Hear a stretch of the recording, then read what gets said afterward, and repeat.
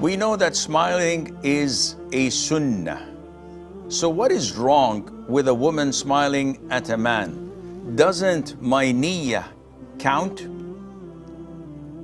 Now, not everything in Sharia has a specific evidence from the Quran and the Sunnah. And this is why Allah Azza wa Jal says in the Quran, فَاسْأَلُوا أَهْلَ الذِّكْرِ إِن كُنْتُمْ لَا تَعْلَمُونَ. You may ask the people of knowledge if you do not know. So many things that are not mentioned in the Quran or Sunnah, yet scholars with their knowledge and with what Allah has granted them with can obtain the ruling from various evidences from the Quran and from the Sunnah as well. Logically speaking, when a woman smiles at a man, what is this? No one doubts, even the disbelievers themselves, they will say, that's an invitation.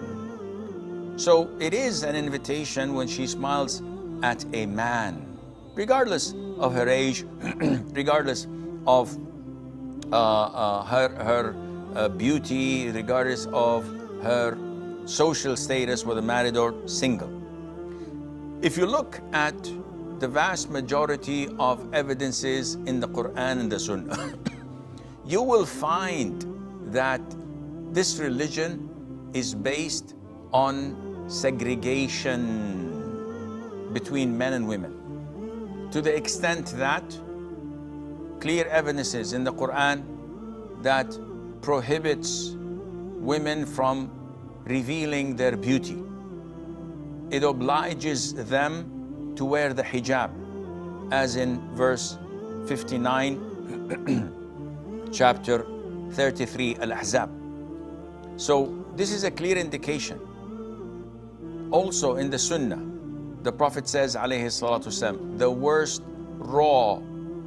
the worst line in the masjid of men is the last, and the worst line or row of women in the masjid is the first. So these are the worst. The further they are from one another is best.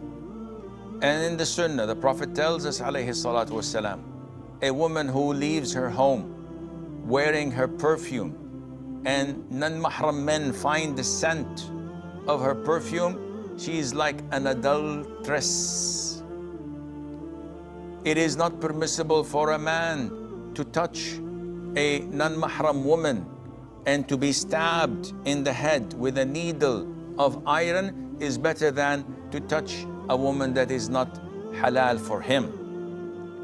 In the Quran, Allah tells us that women must not walk and make a sound with their anklets, so that would not attract men's hearing. An anklet.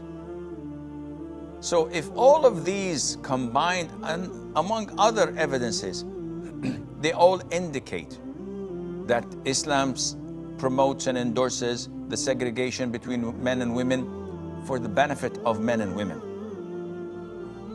So after all of this, no one in his right mind would say, what's wrong in me smiling in a man's face?